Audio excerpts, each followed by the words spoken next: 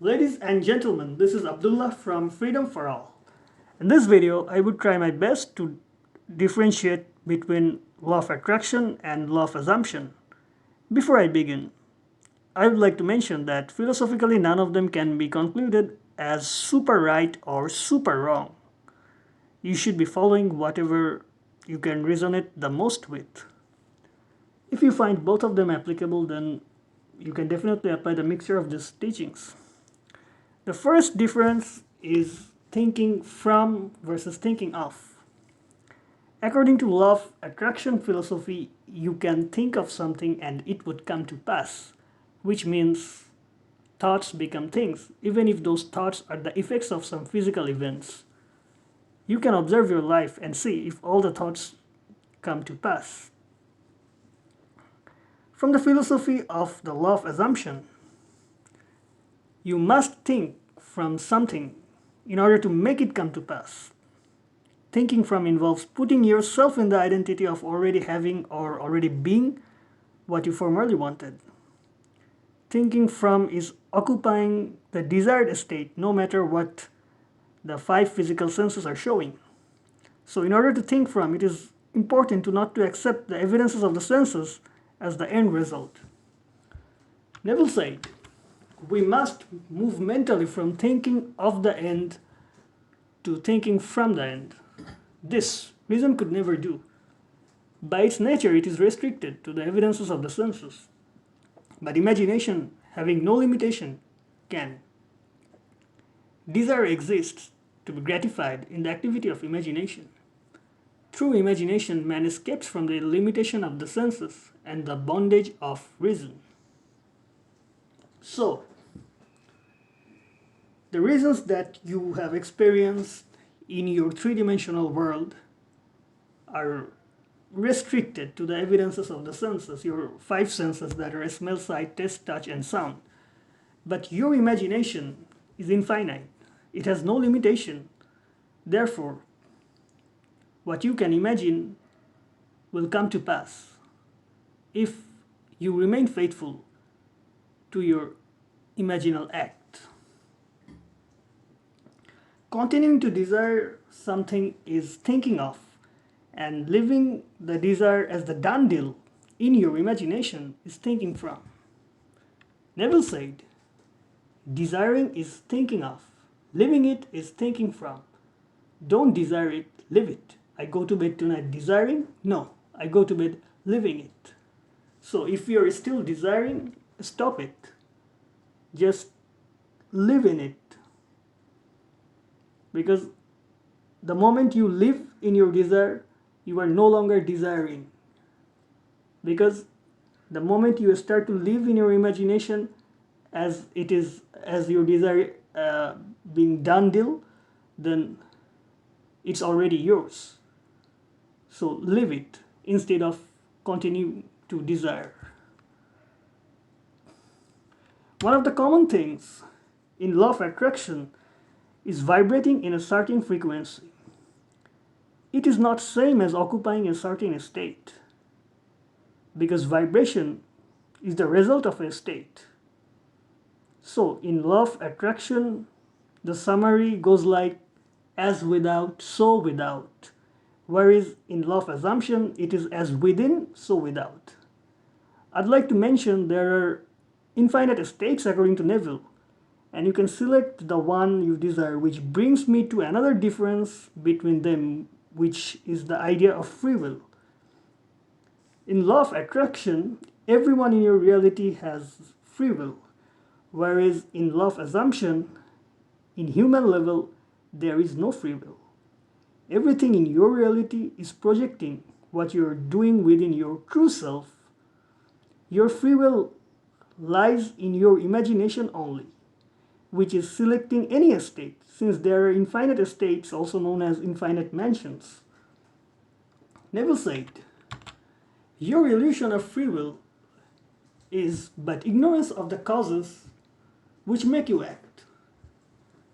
The important thing to bear in mind is that you have infinite free will in choosing your assumptions, but no power to determine conditions and events. So it means human free will is just like an illusion. There are infinite free will in your imagination from which you can choose your assumptions. Another difference which I noticed is paying attention to signs. Law of attraction says things like watching repeating numbers or angel numbers have some kind of meanings. In law of assumption, there is no such thing. In law of assumption, there is no specific meaning of external signs. However, if you are programmed to believe in the numbers or any kind of external signs, then it probably is okay, because what you are believing in would reflect you back. However, Neville said, signs follow, they do not precede, which means you do not need any sign to get to the end. You do not need any signs to determine what actions to take and what actions not to take. So, when the time is right, your end result will automatically show up as signs. So signs never precede, which means nothing depends on the signs. Everything depends on your imaginal act. So if you imagine something and if you persist in your imagination, it will come to pass as long as you remain faithful to your imaginal act. Probably the last difference that's on my mind now is the use of affirmation. According to law of attraction practice, affirmation is saying out words loudly so that the conscious mind can be come down and with the positivity or positive thoughts. In law of assumption, affirmation is mental conversation with self. So it is inner conversation, as in what you are saying to yourself, what you are assuming, what you're feeling, etc. Neville said, the best affirmation and the only effective one is an assumption which in itself implies denial of the former state. So here Neville clearly mentioned that affirmation is assumption. So it's that type of assumption that denies your former state, the state that you previously used to occupy, not your current state. So your affirmation should, or your assumption should be what you formerly desired. It should not be what you used to be in the past. So on an important note, some people say that law of attraction suggests believing in an external power called universe, and the law of assumption doesn't. To me, this is not the right way to theorize. The question is not about believing in an external or internal God. When law of assumption says you are the infinite power, it doesn't undermine the power of others. God in you and God in others are one and same. Your infinite imagination and their infinite imagination are the same imagination.